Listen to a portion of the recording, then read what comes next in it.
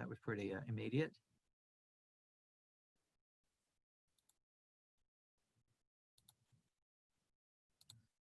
Okay. Can you see my screen, anybody? Perfect.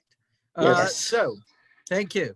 We are going to, it says Halachic Electricity Part 3, because we are going to leap into the third and final subject area of our engagement with electricity and Jewish life. However, there were a couple of hanging issues from last time that I want to resolve. We had got to this point at the end of 2 classes on our second subject, which was electricity on Shabbat.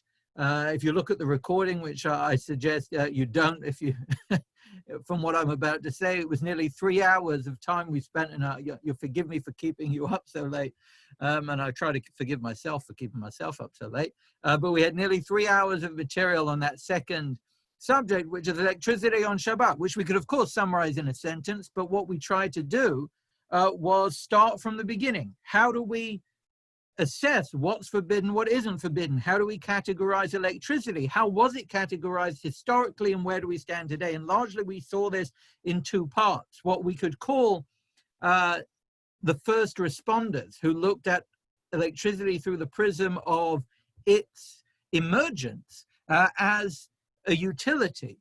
And initially we had people suggesting it was a malacha, biblical problem of Eish, of Ma'avir on Shabbat, people suggesting it was Bona, you were building a circuit on Shabbat. We had suggestions it was the rabbinic prohibition of Molid, because it's generating something new. And we had the kind of last holding pattern position of Rosh Shlomo Zalman Auerbach among the first responders, who said, look, I've investigated all these arguments, none of them really stand up, but minhag, and that's what we've been doing. I'm not going to change it, because stability is incredibly important. As we said, tradition is central, and very helpfully, the Supreme Court of the United States decided to offer me a parallel example in a ruling that they handed down this morning. Some of you may have seen it in the news. A lot of the news gets absorbed these days with urgent numbers and situations, but there was a ruling handed down by the Supreme Court this morning striking down a law that was passed in the state of Louisiana, if I'm not mistaken, which essentially didn't in its details outlaw abortion, but essentially will have led to the inaccessibility of abortion to most people in the state. And it went to the Supreme Court, and the assumption they had, take the state of Louisiana passing this law, was it'll get up to the Supreme Court, and guess what? We've now got a conservative-leaning bench. They're going to be against abortion, and they're going to leave the law to stand. And if it passes in Louisiana, then all the states who don't like abortion can now pass state laws. It's going to work their way up to the Supreme Court. They'll keep the law in process, and we've essentially limited abortion overnight. I don't know, I mentioned in the past the movie Amazing Grace, which was about the abolition of slavery from the United Kingdom standpoint. And I don't know how many know the history on this. The way that slavery, or the slave trade, I should say, was outlawed in the United Kingdom was a complete legal abstraction that had nothing to do with slavery and everything to do with the kind of flag you can put up on a ship when you're trading across the Atlantic.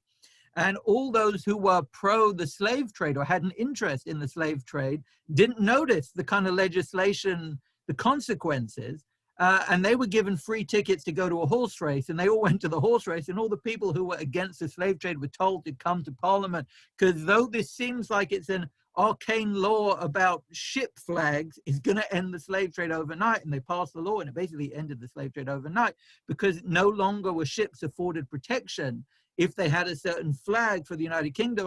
It's complicated to watch the movie. Either way, so that was the assumption on the part of conservatives and those in Louisiana. They passed this law, it got to the Supreme Court, and the conservative bench would uphold it. And what happened that astonished a number of more conservative figures or anti-abortion figures this morning was Chief Justice John Roberts sided with the so-called liberals on the bench and said, I'm going to strike this down because it eliminates abortion. And a lot of people said, hold on a second, Chief Justice, The same law essentially was passed by Texas about 5 years ago. And guess where that law ended up? Ended up in the Supreme Court. And at the time, Justice Anthony Kennedy was still on the court, and there was a liberal leaning. So 5 judges struck it down. But the 4 conservative voices on the bench tried to uphold. They dissented. Now, who was among those 4 conservative voices on the bench? Roberts. So 5 years ago, basically entirely parallel law came before the Supreme Court, and Roberts upheld it, along with his conservative view that abortion isn't guaranteed as a right, and this law seems to be constitutional. The same year, 5 years later, the same law 5 years later comes to the court, and you strike it down. Are you having some sort of legal schizophrenia? Are you nervous about the liberals? Are you suddenly at an overnight conversion? What happened? And in his argument, saying that the law has to be struck down, he says, I disagree in theory with the constitutionality of us striking down this law, but precedent, as a conservative, precedent is important. And guess what? That law that came to the Supreme Court 5 years ago, even though I was the dissenting of the dissent, it passed. 5 judges said it needs to get struck down. So we have a precedent that it is unconstitutional. So even though I was part of the parties who disagreed with the ruling, I am bound by precedent. So again, what we have there is an argument for tradition, for precedent. Even if you disagree, even if you think, again, moving aside from the constitutional question now, even if you think halachically it's ludicrous to suggest that electricity is moled or mavir or bona, even if you think that it makes no legal sense, the fact that that has been determined as precedent should have a sway over those who hold tradition as sacred. So that was the argument. And again, last week, I tried to make the point that it's not flippant to suggest it's just minhag, meaning upholding precedent is central to those who value tradition. Now, that was pre-2016. Post-2016, we had, as you see on your screen on the left, Rav Nachum Rabinovich, who came along and said, look, precedent's important, but we're in unprecedented times and the world is changing. You're right. If technology hadn't shifted since the 1980s, I probably would just leave it as it is and not make a move.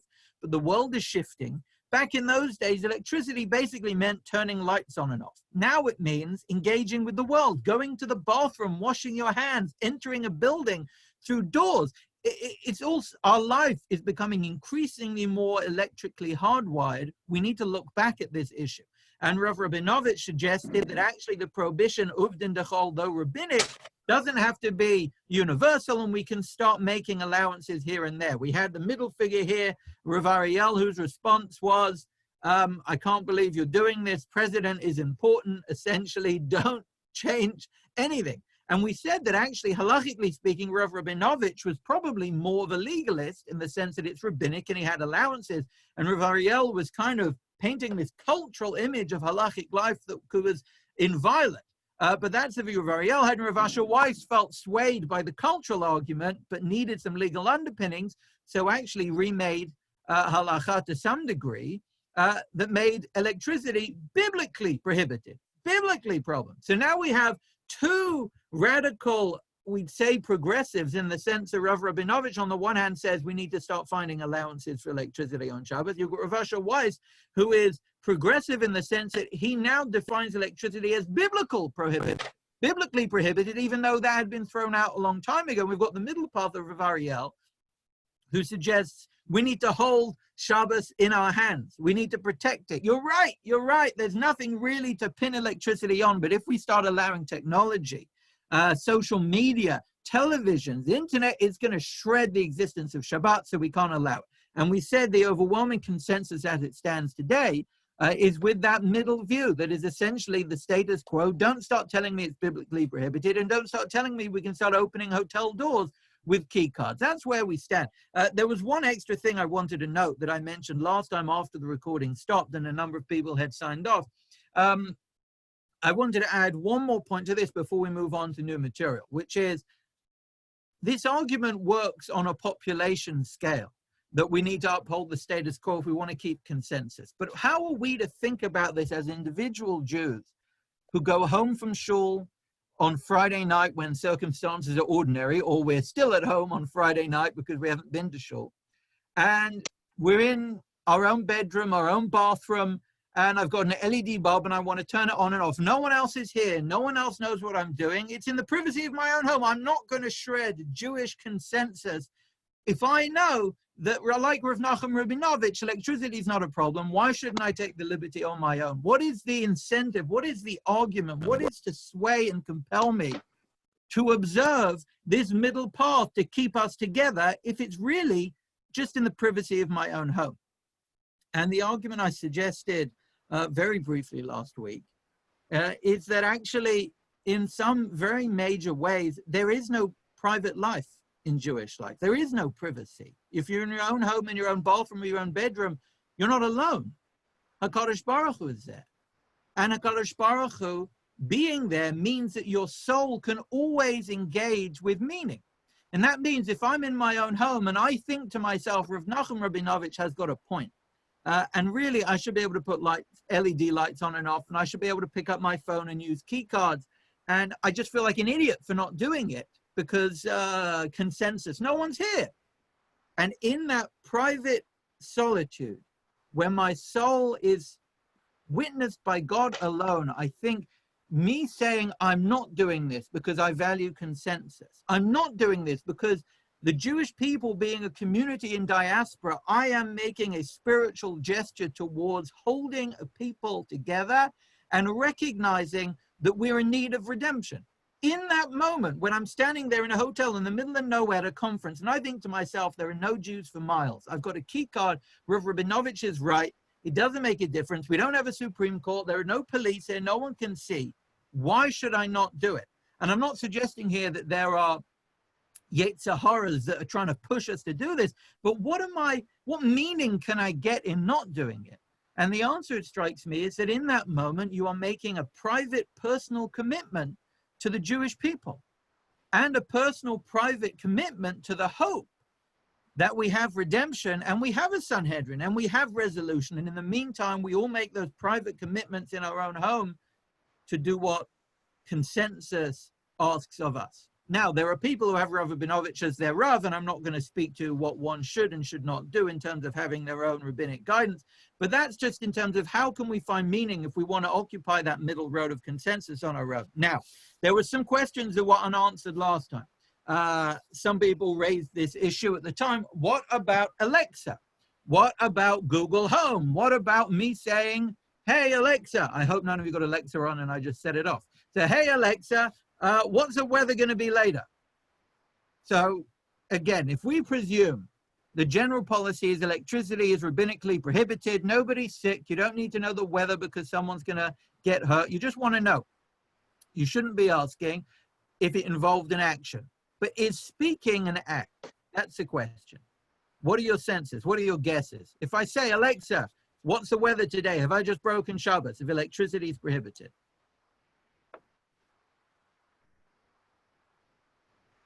So if Machshav is Kamasa, on that basis, you might be able to go over and say that if Machshav is Kamasa, Dibur is definitely Kamasa. Interesting. Why would you say Machshava is like a Maaseh? I forget where it is. In some Gemara, it goes over and discusses about Machshav Kamasa. I forget where it is. Oh, interesting. Right. So if one had a commitment that thinking is acting, there's a debate whether Hirhur Kedibur, whether thinking is like speaking, and then by extension, whether it's like acting. Okay, interesting. So I tell you, when this first came up, I was in Chicago still, because it was relatively recently these talking technologies came in to daily practice. I turned to one of the authoritative rabbinic figures in Chicago at the time, who still is, and I said, what about these Alexa things? You say something on Shabbos, there's a general principle in Jewish thought that dibur lav kamaseh, that speaking is not an act. And that means if there's a prohibition that is about speaking, someone give me a prohibition that involves speaking, where there is a prohibition on saying something. Lashon Hara. Lashon Hara, that's very good. Can't say God's name in vain. Oh, excellent. Magadeh, blasphemy. So those are two examples. If I said Lashon Hara and there were two witnesses who saw me saying Lashon Hara and they warned me and they said, don't say Lashon Hara, it's prohibited. And I said, I know it's prohibited and I don't care. And I say Lashon Hara. What happens to me? You get stoned. Do I get You get malchus? stoned. Do I get stoned, meaning I go and get drunk? What happens to me? I tell you what happens to me legally. Nothing, because it doesn't involve an act. For something to be penalized in Jewish law, ordinarily, the general principle is it has to have a maaseh, it has to have an act. And dibur lav maaseh, and we assume that speaking is so ephemeral, there's no act involved. So now, transplant that to Shabbat. I just said, Alexa, turn the lights on. No maaseh, so maybe I should be allowed to do it. And I said this to this rabbi in Chicago, and he looked at me and he said, don't worry, we'll find a way to make it awesome. And I have every confidence that he would and that others would, which again speaks to the larger sense that we've noted that people are so nervous about what this is going to do to Shabbat. And since that conversation, you should know, people have found ways to make it also. And I don't mean they've invented out of thin air, but they have found precedents in halachic literature that suggest it should be prohibited. And you may think this is ludicrous, but it has almost everything to do with muzzling a cow. And I'll show you how. There is a prohibition in Dvarim, lo tachsom shar b'disho, which means what? You shall not muzzle an ox while it is plowing, which is precisely what you see, this makeshift muzzle on this ox. Why would you muzzle an ox? Plowing. You shouldn't be eating the stuff that he's supposed to, or you shouldn't be eating some produce that might be on the side of where he's plowing that belongs to somebody else. Either because it belongs to somebody else or because it's your stuff and you say, look, you're a pack ox. You're doing my work. You don't get to eat my food while you're doing my work. Pull the plow, do your work, and don't eat my stuff. I need to sell that. And there is a prohibition on exploiting animal labor and saying you're going to plow and you're not going to get to eat, because animals don't get wages. But as an owner of an animal, you have responsibility for its welfare at some level. Of course, you're allowed to eat it if you want, and you're allowed to kill it to eat it if you want, but you're not allowed to pain it unnecessarily. And as moral figures, we have responsibility for their welfare too. So we're not allowed to muzzle them while they're plowing. So we've got a Jewish mind, and we say to ourselves, hold on a minute, I'm not allowed to muzzle them while they're plowing. I've got an idea. In the same way that we're not really allowed to muzzle our children. But I've got an idea. How can I discipline this ox so it doesn't eat my stuff while I'm plowing, and I won't put a muzzle on it? I'm going to train it so when I say, stop, it won't eat. So Idmar, it was taught, chasma bakol. What happens if I muzzle it with my voice? Meaning it's plowing, and I see it's moving its head toward the grain. I say, oh, stop, to stop it. And I lead it with my voice. Everything is just voice automated. It's like Alexa the bull is plowing my field, and I just tell it what to do. Rabbi Yochanan Amar Chai. Rabbi Yochanan says you have been violated that prohibition of muzzling. Akimat piv havamaise, because you're moving your mouth, you're doing an act. Hold on a minute. Reish Lakish Amar Pater. Reish Lakish says no, you can do that. That's not a violation. Kalalav havamaise. Voice isn't an act. And who do we paskin like? Who do we rule like in the eyes of Maimonides and the Shulchan Aruch in all the normative volumes of law? We follow Rabbi Yochanan, who says in this case, forcing an animal not to eat by speaking is violation, prohibited. What happened to Dibur Lav Kamase? And there are two answers to this that are suggested. One which is suggested by Tosfot and echoed in this first piece here by Rav Soloveitchik. I won't read inside. I'll just read this bit. Hadibu have rak hahechi timsa, because in this instance he says speaking is not the violation. There is no prohibition on you saying stop to an animal. What's the prohibition? Stopping it eating. So speaking is not the prohibition. The prohibition is what that generated. So the speaking is a hechi timsa, it's just a means. And since here, speaking is just a means to performing a prohibited act, it is a violation. So that's the problem. So let me ask you a question now. Shabbos, I say, Alexa, turn the lights on. And if we're under the assumption turning lights on Shabbos, LED or otherwise, is prohibited rabbinically, biblically, whatever. I say, Alexa, lights on. Good or bad? Bad, because the speech isn't what's prohibited. The speech is just the equivalent of me pressing a button to get the lights on. It's just a means to perform an act. That's the first presumption. But the second understanding that Rabbi Soloveitchik suggests is a fascinating one. He says, Dibur is not a maaseh, but kol is a maaseh. And here we're talking about lachzon b'kol, you use your voice. Now, what is the difference between dibur and kol, between speech and sound? What is the difference between speech and sound? And this is what he says. He says, speech is the verbal expression of cerebral abstraction. It says, for example, the prohibition on blasphemy. What's the prohibition? To articulate some words or to pierce a hole in divinity out loud? He says the prohibition on blasphemy is not just making sound. The prohibition is saying, expressing thoughts that are blasphemous. So dibur, when it's an expression of cerebral abstraction, that's so ephemeral and transient, that can't be an act. But kol, which is not the expression of a thought, it's just a noise, clapping, shouting. That's just kol. If I've got an animal walking along and I start shouting at it, stop, stop, stop, I'm not communicating a sophisticated cerebral argument to my ox. I'm just making a noise at it. And that's an act. That's a gesture. It may not be a physical act with my hand, but it's a physical act with my lips, which is why Rabbi Yochanan says, Akimat piv havamaisa. Moving your mouth around, you're acting. So now that asks the question, which I'll leave to philosophers.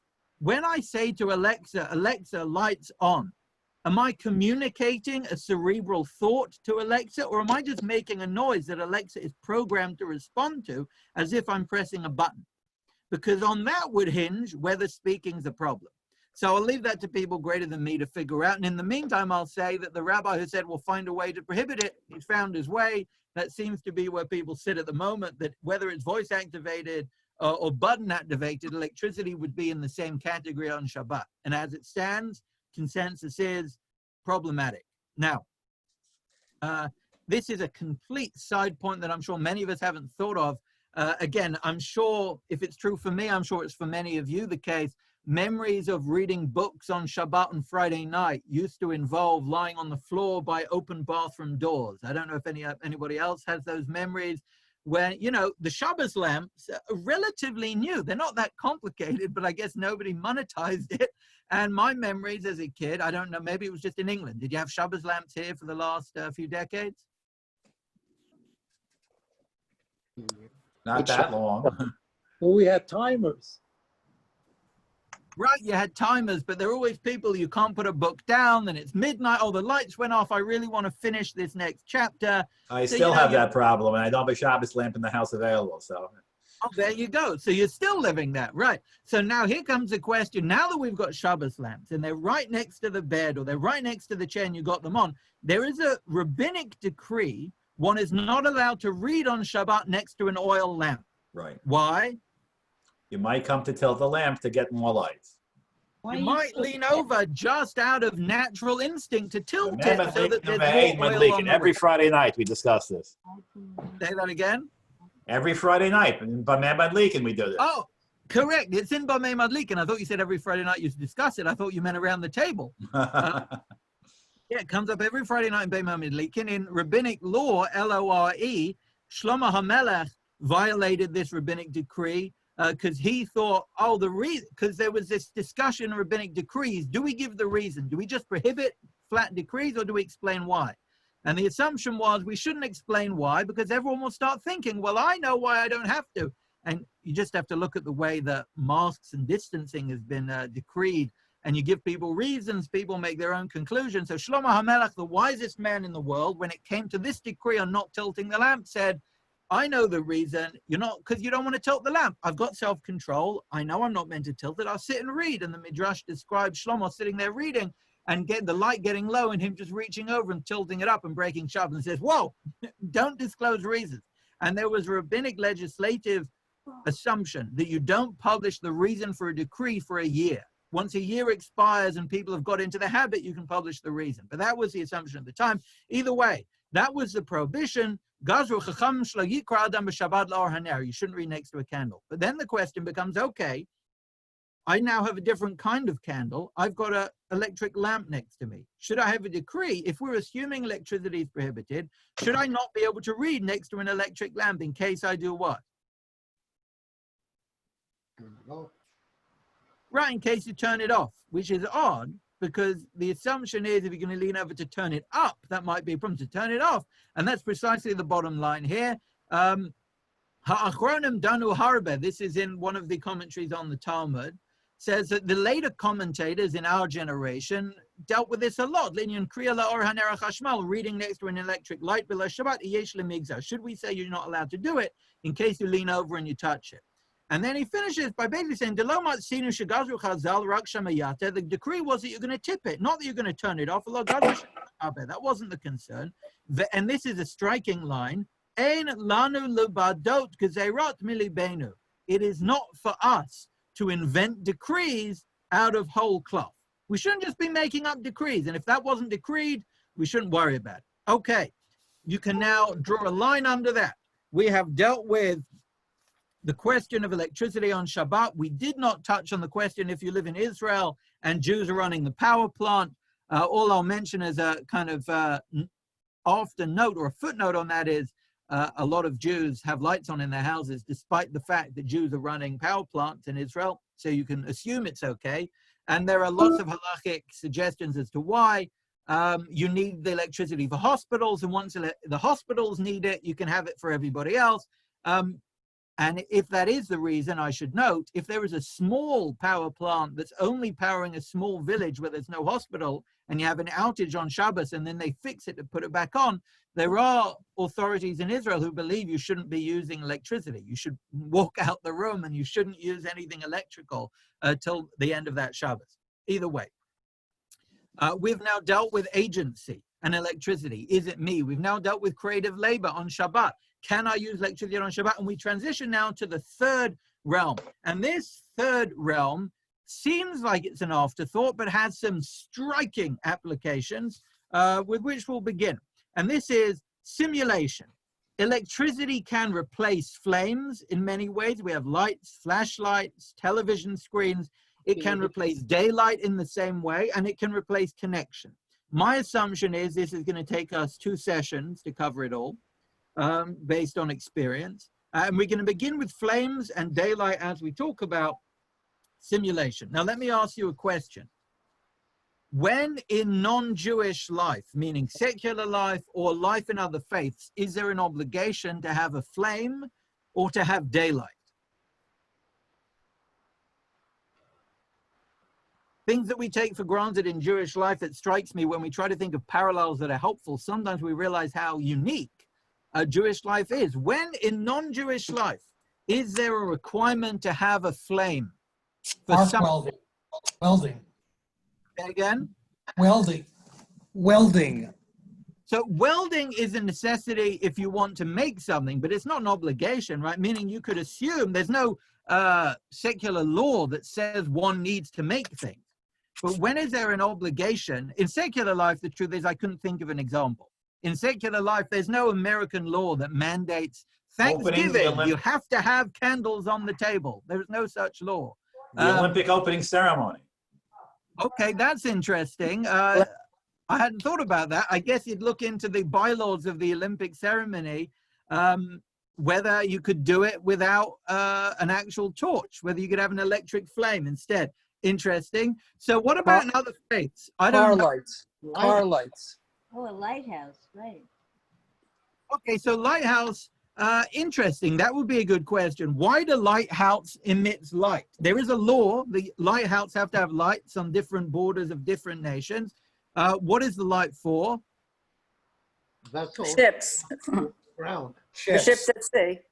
Right, it's essentially for illumination. So if you're going to ask, why do you need to have the light? Initially, they were flames, right? Before electric lights, they were flames. So the question could have been, are we allowed to use electric light instead of flames? And what would the answer have been? Yes. Yeah, of course, it's better because it illuminates more. You can have a more focused beam, of course. So what about in other faiths? And this is what struck me a couple years ago when I was one of those moments of weakness when I was just scrolling through Netflix trying to find something of interest, and it was around December time. And I saw this very odd program. The Yule logs. They had a whole movie-length feature, which was just a fireplace. And I thought, what a strange thing. Why did they have that on, of course? You know. Christmas, Yule logs. Right, because for many Christians, having Yule logs burning is an important thing. And of course, Netflix understood how kind of funny this was. And I only came across this last week. They published a trailer for this movie. And I had to share it with you because it was so compelling. Tell me if you can hear it. Give me a thumbs up when you hear it.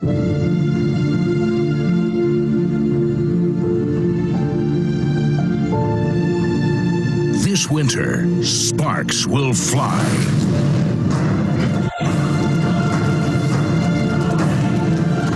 When a pile of wood meets its destiny. The triumphant return of fireplace for your home. It will warm your heart.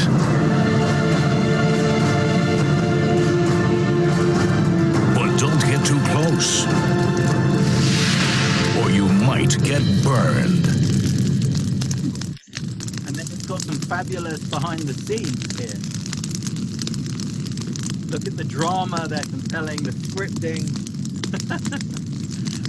So as you can see, they understood how kind of ridiculous it was. But again, if this was Jewish life and we had to have a fire burning, what kind of questions would we ask? If someone said, guess what? Netflix has a visual fireplace, you can stick it up on your screen. What kind of questions would we ask about why we light a fire? If it were halachic questions. Funeral pyres in India, that's flame. That's true. Okay. So I hadn't thought about that. That's a good question. So when it comes to these, I'll get to the pyre in a minute. If we had to have a log fire like this, I guess our question would be, okay, why do you need to have Yule logs? Is it because of the heat? Is it because of the sound, the crackling? Is it because of the light? Is it because it commemorates a historic event with fire? I don't actually know the answer to any of these questions with Yule logs. Is there a historic episode that it's commemorating? No, it's for when the networks didn't want to have people working on Christmas Eve. So instead of having programming, they had this just burning, and it's winter, so it's a fire, you know. It wasn't the networks, it was just Channel 11. Channel 11, which was owned by the Daily News, was trying to save money, and that's the way they did it. Interesting. Okay, there you go. So the kind of questions, by the way, about whether it is the sound or the heat or the chemistry or a symbol or the sound, those questions would impinge on whether I can put on Netflix instead of lighting a fire in my fireplace. Because if it's the sight of the fire, I've got the sight. If it's the light, it's emitting light. If it's the sound, it's making the sound. If it's the chemistry, I don't have the chemistry. If it's because it's commemorating a historical event, this is not commemorating a historical event. Historically, they didn't have Netflix on. There was a fire. And those kind of questions are precisely the kind of questions we're going to have to ask when it comes to Jewish life. Now, in Jewish life, when do we have an obligation to have flames? Havdalah. And you're now going to have a whole bunch. Yeah, number one, what was that? Hanukkah. Havdalah. Havdalah, Hanukkah, what else? Shabbos. Shabbos, what else? Yom Tov. Yom Tov, B'dikat Chametz, what else? Havdalah. Havdalah, keep going. Hey, Savel. Ah, Avela, Yortzeit. Excellent. Where else? Eretz Hamid. And a Ner shawl. Tamid, I think that was impressive. Someone hit on that. I think that's covered the ground. And we're now going to go as quickly as we can through each of these and ask a question. Can we use electric lights in order to fulfill our obligation? That's going to be our question. So first we're going to come to Shabbat. Why do I light Shabbos candles? What is the point of Shabbos candles? What do they achieve? Light in the room. Light in the house. Light. Shalom bias, because a man and woman should not sit in dark together. Excellent. So the Gemara in Shabbos says, Hadlakat ner Shabbat chova. You have to have candles in your house. Rashi says, why? B'makam shein ner ein shalom. Because without light, you can't have peace. Shaholach v'nirsha v'holach ba'afela. Because everybody's tripping over each other in the dark. So the purpose of having Shabbos candles is that there should be light in the room. If I've got electric bulbs in my ceiling and I say, and I turn them on, do I have light in the room? Yes. So should I be able to just get some nice electric candelabra and I'd never need to polish? Well, I probably need to polish it. I never need to clean it out. Just flick it on. Should that work? Well, it might, because don't forget, Rabbi Schachter a number of years back went over and said, let's say you're in a hotel. You go to a hotel, where do you light Shabbos candles? If you light Shabbos candles in the room outside the dining room, you're not really getting the light of the Shabbos candles. You're not really using it. So where in a hotel would you get the light of Shabbos candles used the most? The bathroom in your room. So you should go over and turn on the bathroom in your room and actually go over and say the bracha on those lights. And that gives you the most Simchas Shabbos of using lights in Shabbos. So maybe turning lights on in a room would, but there might be something else to lighting Shabbos candles that requires the candles. You can't do that because once you've said the bracha, you can't turn the lights on. That's what your husband's for. No, you turn the lights on first, then you say He's already in shul. Okay, so these are all interesting questions which precisely address this point. And this image in the background, you should know, these are electric Shabbos candles. And my wife and I were given a set of these by the Rufa'enu organization in Chicago when we thought we may have to go into the hospital for one of the kids to be born over Shabbos. They give you a little pack with 2 battery-operated Shabbos candles, a little switch on the bottom for you to use in your hotel room. And it's a nice little cute thing, but really, can you use it for Shabbos? So based on what we said so far, Shabbos candles are just about illumination, just about not tripping over each other. Electric should be fine. However, I should note, the point of having the candles is that no one should trip over. You need the illumination. But there is a discussion about whether you need to be responsible for making that light. Because what do we say? Asher kedishan b'mitzvotav lahadlik ner shel Shabbat. I have an obligation to ignite Sabbath candles. And there is a debate between Rambam where the mitzvah is just to have b'vatehen ner daluk, to have a lit candle. And in Tosfot, Rabbeinu Tam, medieval Ashkenazi authority says, let's say you get home on a Friday afternoon, Shabbos is in 20 minutes, you've got burning candles all over the house, they've got plenty of wax left, they're going to last through the night. Can you just say the bracha and move on, or do you need to put them out so you can say the bracha and light them again? And Rabbeinu Tam says you need to put them out and light them again because you have an obligation not just to have light, but to ignite that light. So even though the aim is just illumination, you have to be responsible for it. And in this next box, in this recent response of the Mishpatei Uziel, he says that in the eyes of Rabbeinu Tam, who has that view, Eino Yotzer b'ner chashmal. You can't use an electric lamp. Hoel v'hadlaka hi mitzvah, because lighting it is a mitzvah.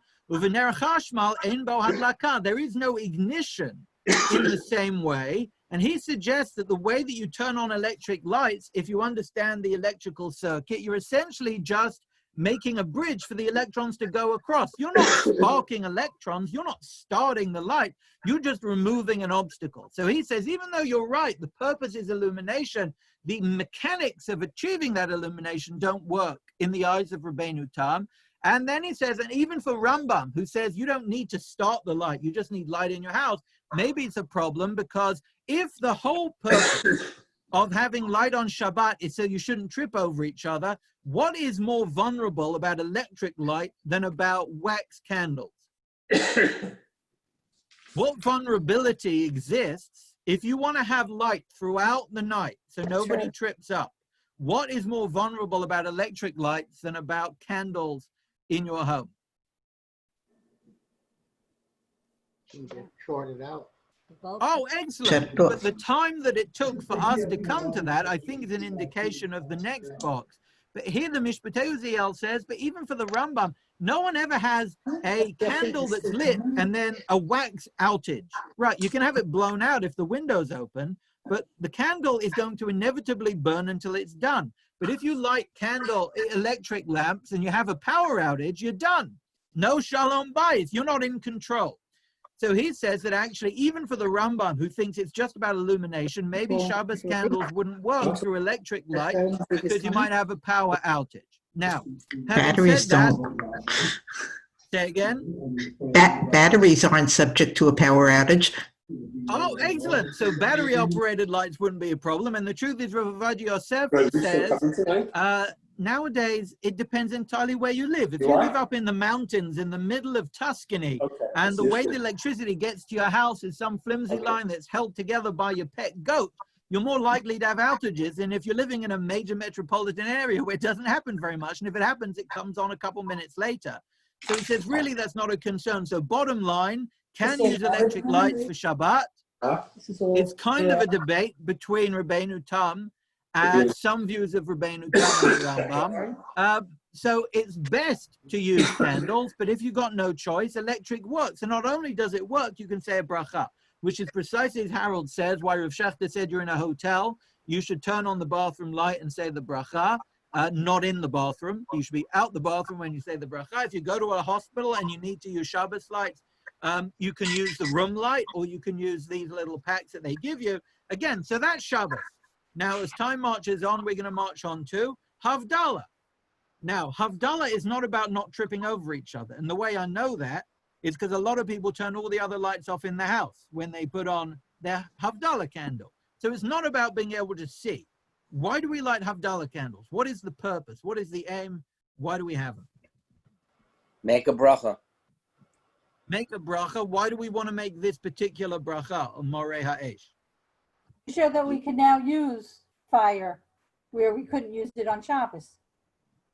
Excellent. So that is Rabbeinu Bechaya, who says the reason we do have a candle at the end of Shabbos is to indicate the malacha is now permitted and fire is the emblematic malacha. There is an older source for why we light Havdalah before Rabbeinu Bechaya. Anybody know the most primitive? And I'll give you a clue. It's not just the oldest. Adam.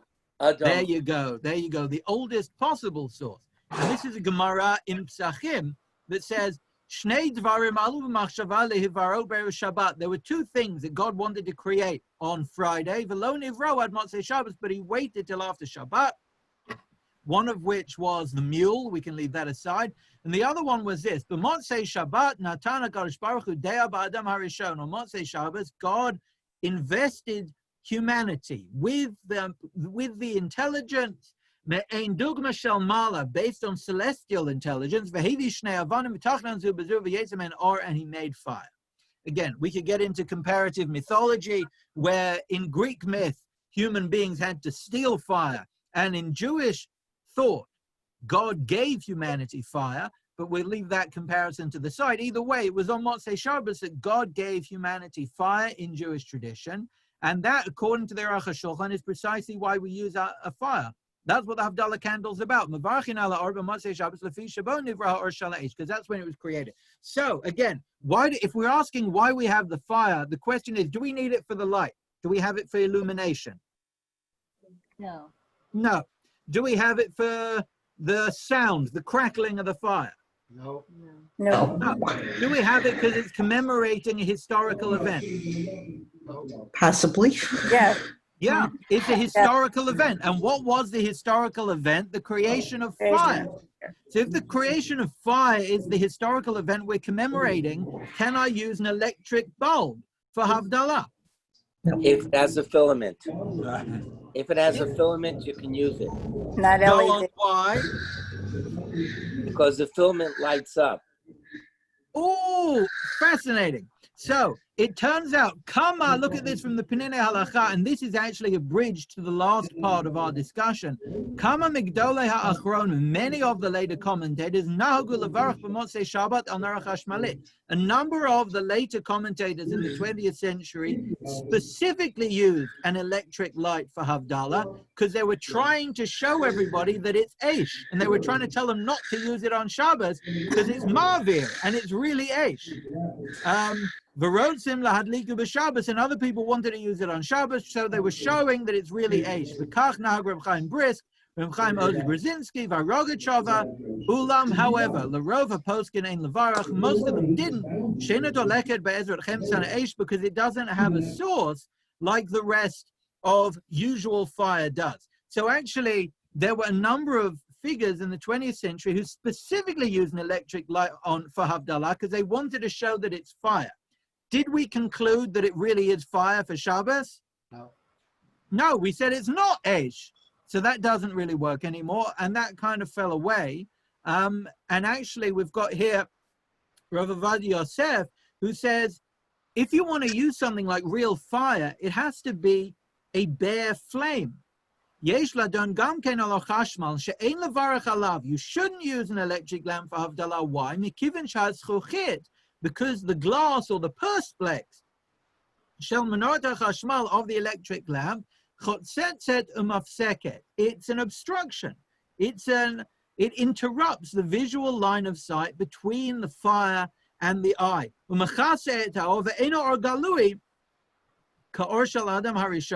So if you had a naked filament, it sounds like he'd be open to the idea.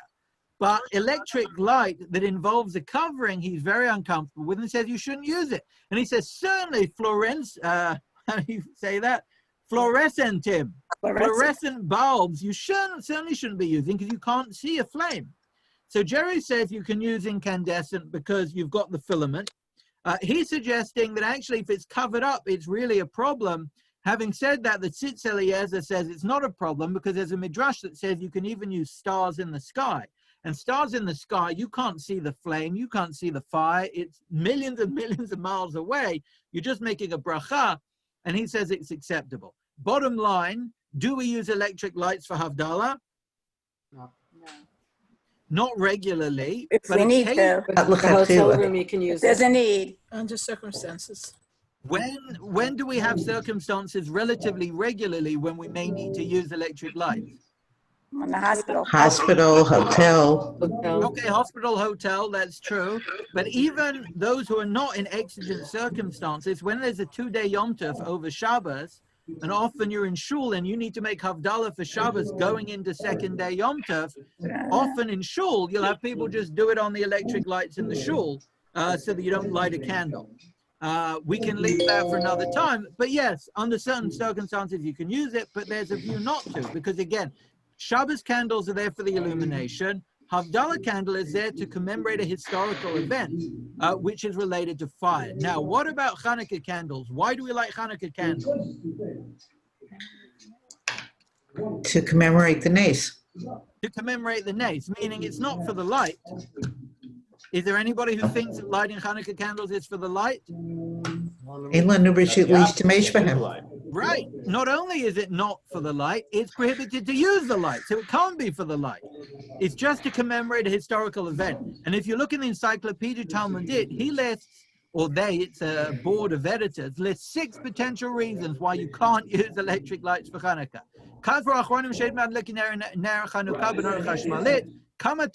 For many reasons. Number 1, there's no oil, there's no wick. The whole miracle with an oil and a wick, so you can't use that. Number 2, you specifically need for Hanukkah to use a candle that diminishes its fuel. What was the whole miracle of Hanukkah? Limited resource. Oil lasted. That you had a limited resource that became unlimited. So if you use an electric lamp that is unlimited, you're showing the miracle wasn't so good. The whole point of the Nace was a limited resource lasted forever. So we use a candle that does get used up to show that miracle. Now that's bet. Gimel, he says, maybe you need a flame. You can't just have it. Even the truth is, even an incandescent filament is not a flame. It's just heated metal. But if you've got a flame in your bulb, you've got a problem. So maybe you need a flame. Number 4, he says, Einu madlik ba'atzmo. This harkens back to the view of the Mishpatei Uziel. You're not really lighting it yourself. You're hitting a switch and you're letting the electrons go through. You're not igniting the flame. That's number 4. Number 5, Norat chashmal in ba zerem lemeshech zman hadlaka. You need, again, that limited resource to last for 30 minutes. Electricity doesn't have a cap, so it shouldn't be used. And number 6, he says, it's too bright. A flame has a very particular shape, which he says, it's not a straight light when you have an electric bulb. It just comes, it radiates out, whereas the flame's got a very particular shape. So he says, those are 6 possible reasons not to use it. Now, having said that, this is a picture of whom? Rabbi Yosef. Rabbi Yosef. Rabbi Yosef, quite easily recognizable from his characteristic sunglasses that he always wore, I think for medical purposes. But if you see a picture of a chief rabbi Sephardi in Israel wearing sunglasses, it's almost certainly Rabbi Yosef. And he says, many people, many people say you can't fulfill your obligation on Hanukkah with an electric light, so really you shouldn't. Now, what happens if that's my only option? What do I do if I've got no wicks, no candles, no oil? I'm on a plane overnight going to Australia. It's going to take me 15 hours. I'm going to have no dark other than the time on the plane. I can only use the light over my head, an electric light. What do I do? There's an app for that. Hey, somebody to Yotze you. Turn on the Netflix Yule log. Say again? Don't Stu? Turn on the Netflix Yule log. Right, you could put on the Yule log, that's true. So that's interesting. I wonder, I haven't actually seen anybody speak about that because that would be a visual representation of it. So some of those answers would be mitigated in terms of the shape and other questions. But the current suggestion, if you don't have the Netflix available on the in-flight entertainment, is that you should turn on the light above your head, but without a bracha. So even though when it came to Havdalah, when it came to Shabbos, we say if you need to, you use them and you say a bracha. On Hanukkah, nobody says to say a bracha on an electric lamp. It's just not in the spirit. So again, if we had a Netflix special that wasn't the Yule logs, but was the menorah, it would be nice, I assume, for the Reform and conservative communities, but Orthodoxy would say it's pretty, maybe put it on in the background, but don't say a bracha. And I'm sure people would say you shouldn't even put it on in case somebody thinks it's good and then somebody accidentally trips and says the bracha on it, etc. Either way, so that's Hanukkah. Now we come to Bedikat Chametz. What is the candle for there? To illuminate. To see. Getting wax on the floor when your wife, then get your wife upset. To drip wax on the floor and upset your wife. That is just a side benefit. But what is the purpose? The purpose To illuminate is and be able to find the chametz. I guess maybe if now, it is for illumination to be able to find, but it's a very complicated illumination, right? Because if you wanted illumination, what's the best way to do that? Turn on the Turn on light. the light. yeah, sounds Well, turn on the light, or in a time without electricity, Make a fire. make a fire, or if you don't need a fire, Land. Do it during the day. do it during the day. Exactly. The whole point of having it at night is that it should be dark, but you have a little light, because what you want is the perfect circumstances for close inspection. So it is about illumination, but it's not just light, otherwise we do it during Focus. the day. It's for focused illumination. That's precisely right. So then the question becomes, if it's for focused illumination, can I use a torch? By torch, I mean a flashlight. In England, we call it a torch, but I'll say flashlight because a torch is more complicated. So essentially, the bottom line is we've got, again, Rabbi Yosef, who's addressed a number of these modern questions. He says, lo ka'avuka. If you've got a flashlight, it's not like a traditional torch, which is a problem. In halachic literature, to use a big torch to search for chametz is problematic. Why? Start a fire. House. Well, it might start a fire. That would also be a problem. You could start a fire with a candle too. But halachically, even if you're protected from having a fire, why should Too you much not light. use too much light? It's too much illumination. So with a flashlight, is there too much illumination? No. Too He little. says, so he says no, because you've got a focused beam. Using an electric lantern would be a problem, but using a flashlight that you have a focused beam is not like a torch in the sense that it's too bright. It's perfectly focused, number one. And number two, there is a view in the medieval commentators that you can't use a lamp because there is a glass outer layer, and that muffles the light and causes a problem. Do flashlights have a glass or perspex outer layer? Yes. Yes. Yeah. So he says one might think that's a problem, but really the medievals are concerned with medieval glass. Anyone ever seen a medieval glass window? Let me ask that a little differently. Anybody ever seen through a medieval glass window? Stained glass. Right, so the stained glass, even clear glass that's medieval, nobody's seeing through that. It was misted, it was hazy, it was more to let the light in than to see out. And he says medieval glass was a problem because it was misty and it would muffle the light. But today's flashlights, it doesn't make a difference. So really you can. So here he says, Efshar lahatir habedika al panei panas kiss. What's a panas kiss? A pocket flashlight. A pocket lantern, right, a flashlight. Oh, nerechash malisha efshar lataltalo, or a mobile electric light, because then you can get into the corners. And the truth is, as Harold mentioned, dripping wax everywhere. People have a concern doing that. You're more likely to look in small places if you've got a flashlight because you're not going to drip anything. So in many ways, he says, flashlight's fine. He does finish by saying, it really is best to use a wax candle, as many have historically, and specifically, it's an annual mitzvah. It's once a year, give it up, use your wax candle once a year. I remember at the time when just before Pesach, we were preparing and I said, I don't know who needs a spoon and a feather. It seems to be ridiculous. And somebody put in the comments what it was for. So yeah, there is traditional reasons given for them, but you're not going to use a feather and a spoon and a flashlight all at the same time. But either way, he seems to say these traditions are important. It's once a year, use a candle. If it were every week, I'd have more sympathy. That's how he ends on that. So far, we've looked at Shabbos candles, which we said was for illumination. We looked at Havdalah candles, which we said was to commemorate a historical event. We looked at, what did we look at? Hanukkah candles, which was also a historical event. And then we looked at, what did we just look at? Dichas chametz, which was for a functional purpose. So using electricity is fine. Now we come to the penultimate case. And the penultimate case is the Yortzeit candle. Why do we light a Yortzeit candle? What are we achieving? Is it the illumination? Is there a historical event? Is it the sight? Is it the sound? Is it the symbol? Why are we lighting Yortzeit candles? To memorialize. Commemoration.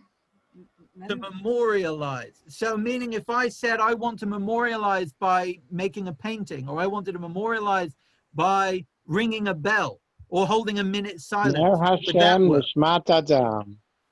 Because the flame goes up and you want the neshama to have an aliyah. Oh, excellent. So I heard the last two comments, I think that was Nisan and Mark, that there is a symbolic connection between flames and the soul. It is not just about it's not about historical event. It's not about the function. It's not about the illumination. It's not about the sight or the sound or the smell or the chemistry. It's about the celestial symbolics. And here we have in Kochve Yitzchak, a modern compendium of laws around Yortzeit.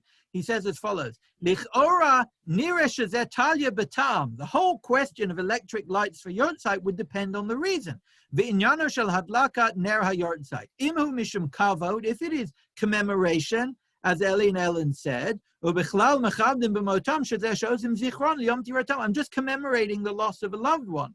If that's the reason, or hu b'shvil tova l'nishmatam, or if there is some sort of spiritual mechanics happening to the soul as I light the candle. The imhu, he says, because if it is mishum kavod, ein chiluk be'zener. If it's about commemoration, it shouldn't really matter whether it's a flame or it's an electric light. I'm commemorating. And in shul, we don't have candles, right, on the Yortzeit boards.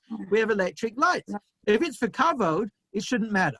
But if it is for the aliyah of the neshama, as Mark indicated, because there is some connection, or as Nissan said that Ner Nishmat Adam. Say it again, Nissan.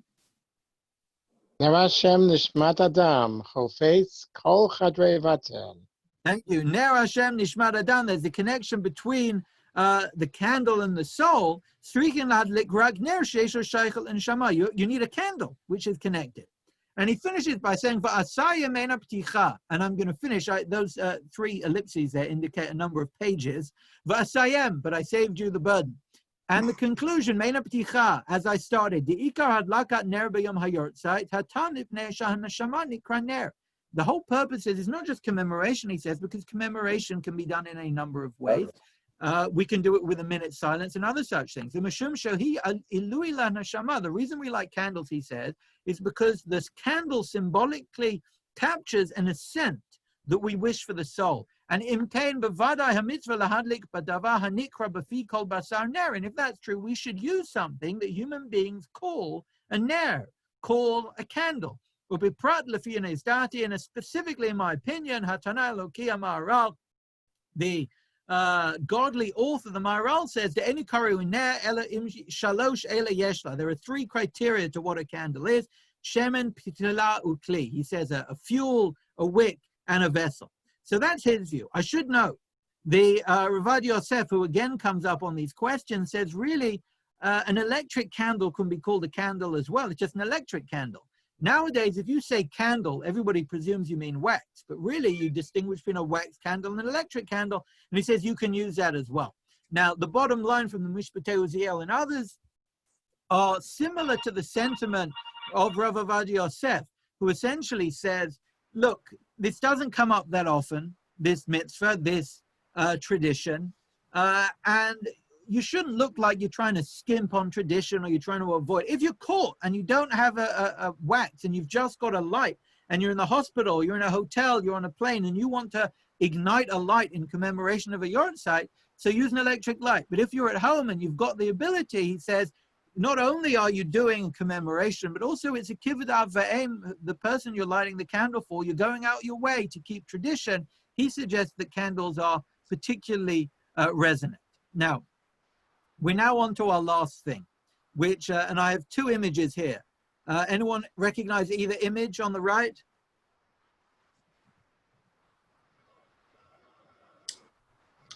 Lincoln Square. Lincoln Square Synagogue. Excellent. So broadly speaking, the answer is they're both shuls, but I'm sure many of you got that. The one on the bottom is the new Lincoln Square Synagogue, which is on what road?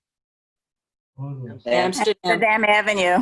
I don't know how everybody knows that, but yes, it's on Amsterdam Avenue. And on the top here, you've got a synagogue in Amsterdam, which is why I got them both there. But it's also pertinent because on the top, how is this shul illuminated? Candles. Candles. It's all wood.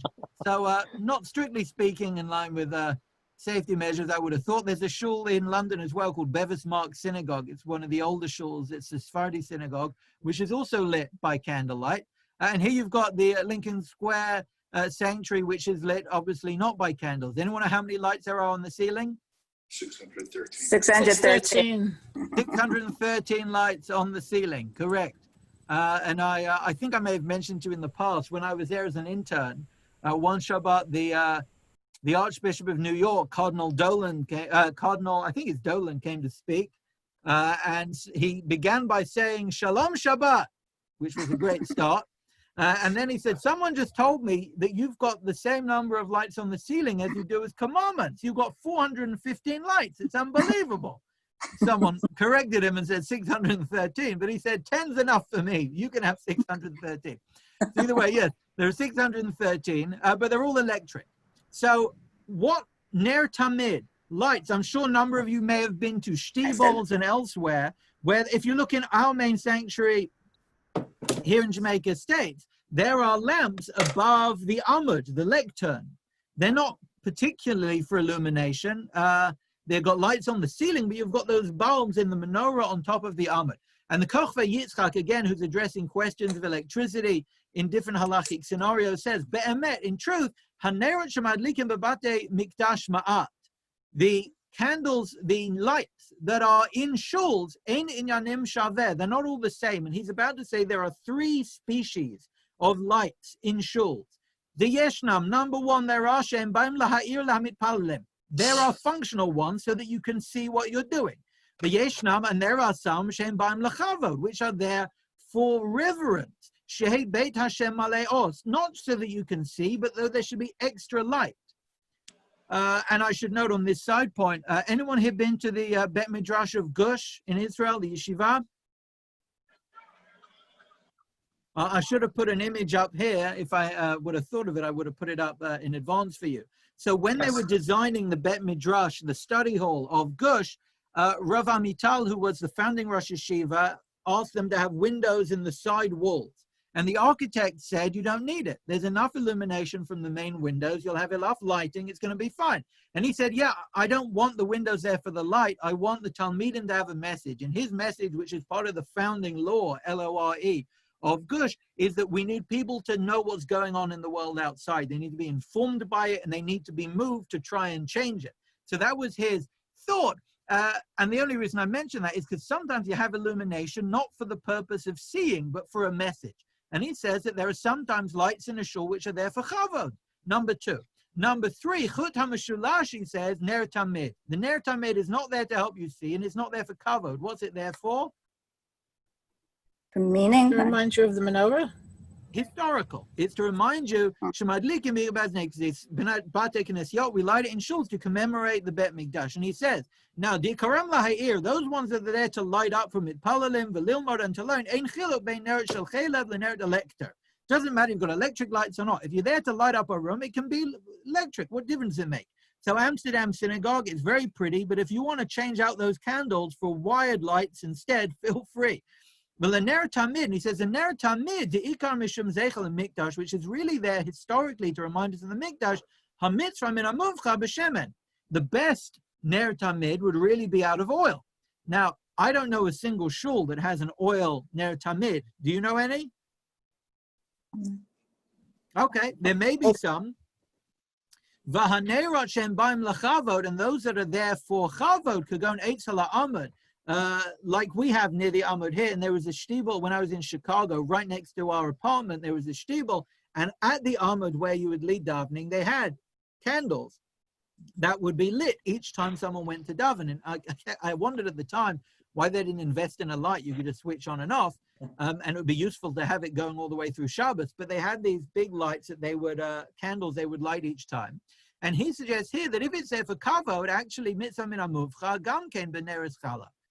Rather, it should be there for wax candles because it's there for chavod, and it looks. If you look at these 2 images, the Lincoln Square sanctuary is pretty well illuminated, but there is this kind of aura in the Amsterdam synagogue which gives it a reverence and a sense of glory, a warmth, exactly.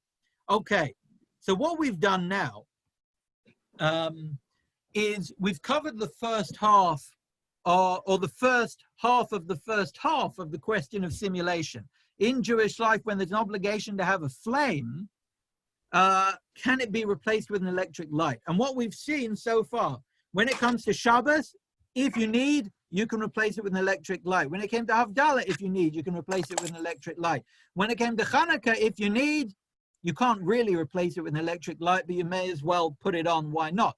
B'dikal chametz, you can probably replace with an electric light, even though tradition suggests it's best to use a candle. And I should confess, for my part, I do use a flashlight because I don't want to drip it everywhere, and I can see better with it. I don't know how you see in drawers properly if you're holding a candle, but that's a Rabbi Yosef and a personal confession. When it comes to Yortzeit candles, again, there was a debate back and forth. Rabbi Yosef indicated you could use electric, and he says, actually, we didn't read it inside. He says, when it comes to shuls, he says, I particularly suggest use electric because sometimes having flames burning in shul can be off-putting to people, whether it's because of the smoke or because of the aroma or because of the stains that it has on the building, whatever it is. He says you should use electric lights, and it's still called a ner. But the bottom line suggested that if you can, use a candle. And then we had the shul, in which we said there are 3 species where we can plug in our own response. Now, I know the hour is late. If you forgive me for 2 more swift points, just so that we can put a line underneath this first question, which is simulation of flames and daylight. Now, here's my question to you. When in secular life, is there a need for something to be done in daylight, legally? Raising the flag. Oh, interesting. Is that true? I think it's only in daylight. Yes. Yep. I think hanging somebody. Okay. So, well, that we could check, actually. That obviously hasn't been done for a few decades in American executions. That's a good morbid answer. Yeah, that was a good way to finish the night. I don't know if that's true. American executions, are they only allowed to happen during the day? I'm not sure. But those are both interesting things to explore. Raising the flag, but what came to mind, I thought about taking an oath of office. Does an oath of office have to be during the day? No, it's actually been numerous times it's been done. Like when Kennedy was killed, it was when Johnson took it on the plane, it was already dark. Excellent. And when I looked it up, I saw that picture of Johnson came up on Air Force 2 in the dark, which turned into Air Force 1 in the mid-flight because he took the oath of office. And the other example that came up was Barack Obama, who, when he took his first oath of office in 2009, Chief Justice Roberts said the words in the wrong order, and Obama repeated them. And people suggested maybe he's not officially president, so he did the oath again, and he did it that night in the White House. So oath of office at night seems to be not a problem. It'd be interesting to explore executions and what the constitutional reason for it being during the day was. And then you could plug that in as to what happens if I've got an illuminated room, because if it's about not the victim, what do you call someone who's about to be executed? The convict, the person being put to death. If it's about them not being put to death in the dark, because why compound death with horror? No, you're getting two things confused. He said hanging. In the United States, actually, when it came to electrocution around midnight. always happened between around midnight.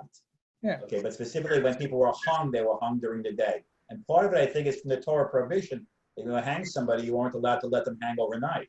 So believe it or not, that carried through to the United States tradition also. Interesting. So we'd have to explore that. Interesting. Your truth is, you're right. I've seen the Green Mile. And maybe they're supposed to be seen. Maybe it's supposed to be a deterrence to others. Right. And then the question would be, if you have now illuminated hall, can you do hangings at night? Again, this is a little morbid and not our subject, and it is nighttime, so I don't want to give anybody, we're getting to bed soon. But on that note, in Jewish life, are there any times when things have to be done specifically, not during the daytime, but in daylight, when you need light, the sunlight, to do it? Shema Yisrael in the morning. The Shema Yisrael needs to be done in the morning and at night, so that's more about time than light. When, meaning the light is the way, say again? Eidos for Rosh Chodesh? So Eidos for Rosh Chodesh, well, Eidos has to be during the day. Right. But the question is that because you need the light or because Eidos has to be during the daytime?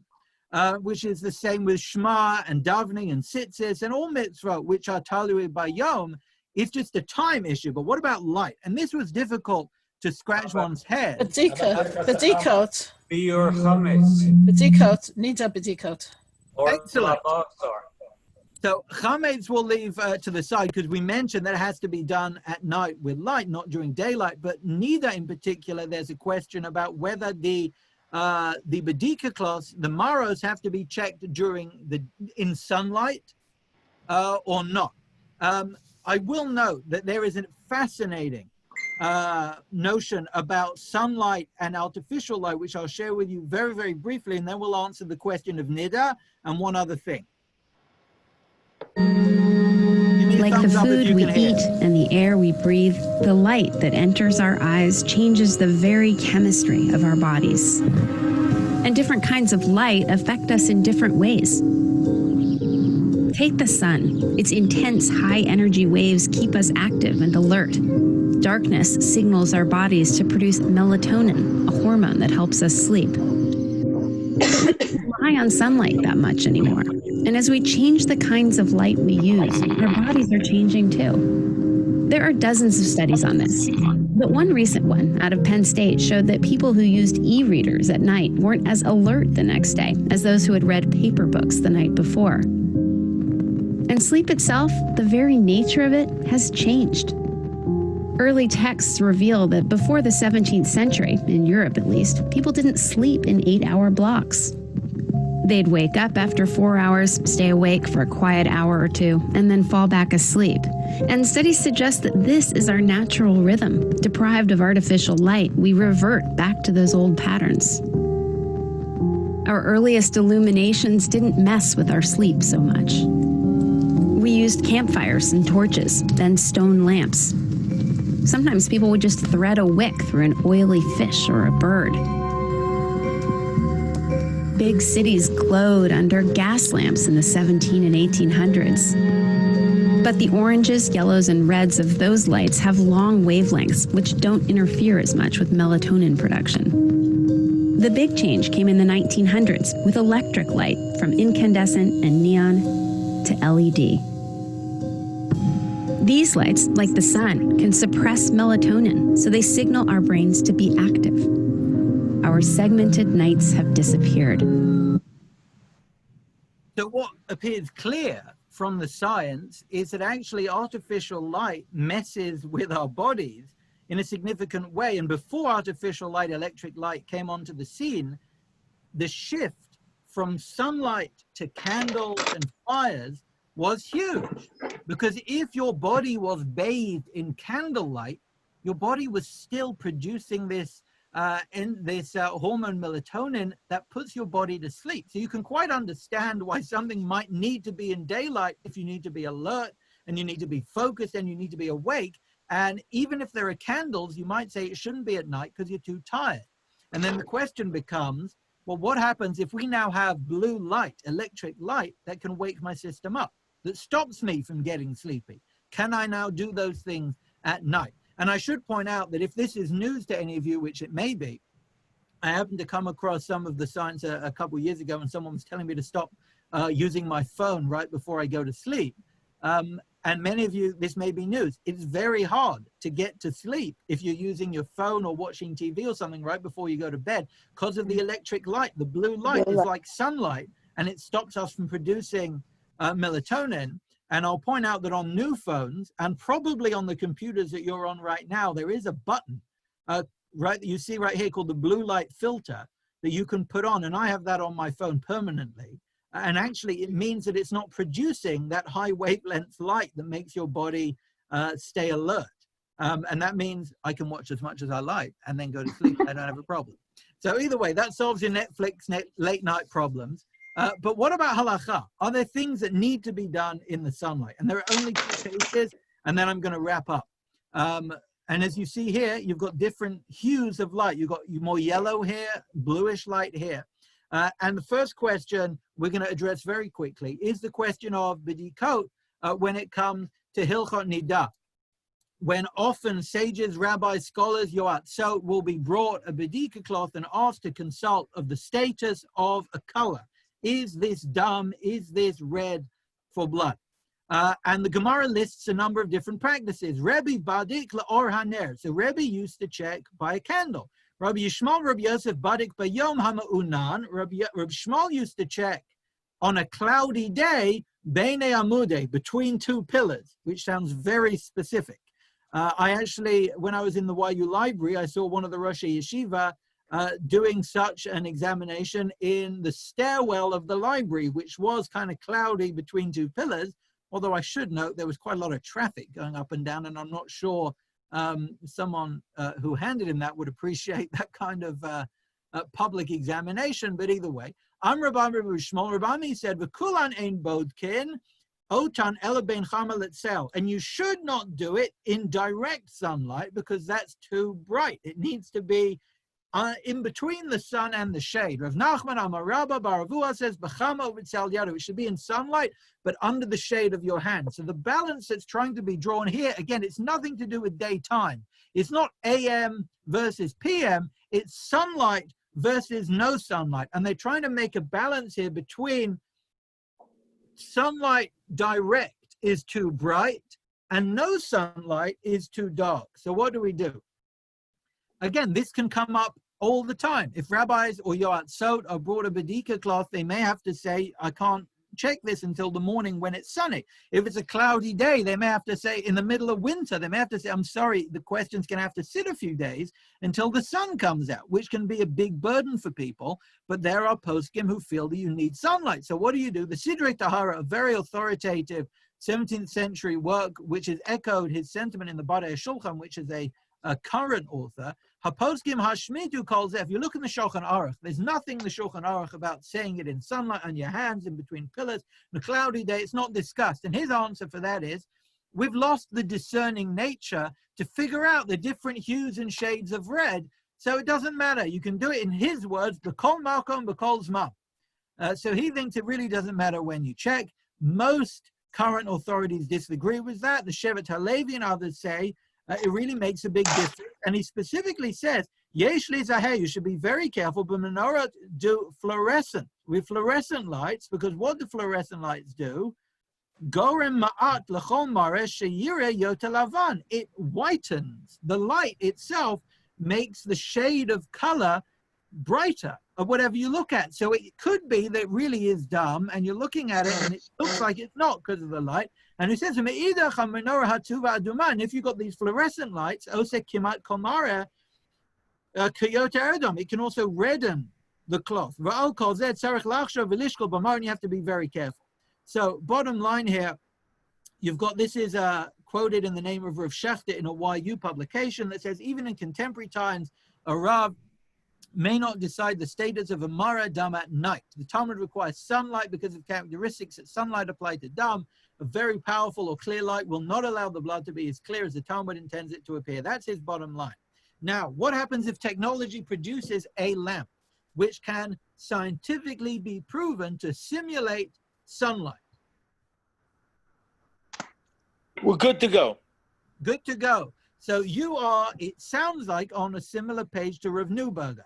I have an audio clip from a share that he gave. The sound is quite low, so you have to pay close attention. It's only a 10-second clip. Into that to see there are something, these sunlights would actually mimic the sunlight. So if that's in fact scientifically correct, that could be a good. But still, I would still be concerned of being machmir based on that in case peripheral light is different. So Tzarachian.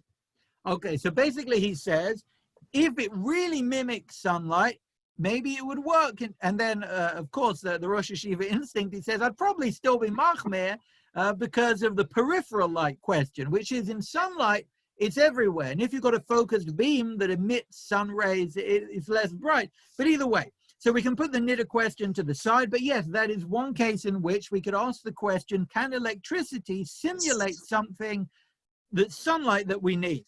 And the last case, which I'll share with you for this evening, is a question of court cases, which strictly speaking, we don't have to read it all inside. In halachic terms, one is not allowed to begin a court case at night. So the question then becomes, why can't I begin it at night? And if it's because it's dark, can electric light allow us to start cases? Now, in the bottom source here, you've got the Sma, who says it's absolutely about it being dark. He says, that's why you can't have a blind judge, because you can't see.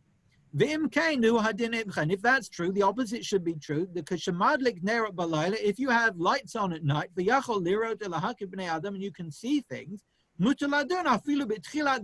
can even start court cases at night. There is a discussion in a later work, B'Shvili HaChodesh, who says really it depends on whether we're looking for daylight or day-like, in which he says it could be that court cases just need to have some illumination, or it could be they need literal daylight, sunlight, because when we're looking at niddah bedika cloth, we're just trying to figure out the color. So if you can simulate sunlight, I understand why that might solve your problem. But why, based on the video clip we saw a few moments ago, why might a court case need to be started during daylight? You're not tired. You're more alert. So you're Fall alert. asleep during the arguments. So you don't, right. So You said always ask whether you need a nap. Exactly. You should always ask whether you need a nap. And you shouldn't be asking that at the beginning of a court case. So if this is about being in daylight, and Chazal understood, even without the science and without the wavelengths, that there is a palpable sense of alertness during daylight, and they felt that that was why court cases have to begin during the day. You can have all the illumination in the world, but if you don't have that blue wavelight to keep you alert, you shouldn't be starting it at night. Now, that is the final case we'll be touching on this evening, and all these things are going to have to be adjudicated, and specifically this last case about whether court cases begin during the day or can begin at night with light, that would be adjudicated in a future Sanhedrin, and we obviously look forward to that being. But Rav Lerner, a raya to the second approach by the court case, the fact that that they have, if it's a capital case, they have to sleep on it. They can't come to the Gemar din during the same session. They need a second daylight session. Seems to mean that there would be, it has to do with being alert, having, time to think it over, etc. So, Dine Nefasho, capital cases are somewhat treated in a different category, but that's true. You can't come to a conclusion that first day. You have to have at least one night over which for people to think. That's true. Now, I'll conclude by saying our subject next time. We have now officially completed our first two topic areas when it comes to electricity in Jewish life. We've touched on agency, we've touched on Hilchot Shabbat, and we've now done the first half of the third, which is simulation. Can electricity replace the need for flames and daylight? We haven't always come to a bottom line ruling on all of these, but we've explored the different fields. And the last topic for us to discuss is whether electricity can simulate presence. As you see here, displayed here, a virtual world. We're going to have to ask whether there are obligations in halachic life when I'm in the presence of something to say a bracha. If I'm in the presence of royalty, I have to say a bracha. What happens if I see a queen on my television screen? Do I have to say the bracha over Malchut? What happens if I see a tree in bloom in Nisan? Do I have to say a bracha if I see it over live stream? There are questions about visiting the sick. There are questions of having testimony in court. Has to be in front of the litigants. Can it be done through a link up and a live stream? These are questions we'll deal with. And of course, the question of minyan we'll deal with, which we know the bottom line to based on our experience in the last few months. But that's going to be our final subject, which I hope will lead us to a meaningful end of this series. And in the meantime, I hope this blue light doesn't keep you up too long. And I want to wish you all a good night. I'm going to pause the recording, and I'll be happy to sit here for a few more minutes to take any questions if people would like.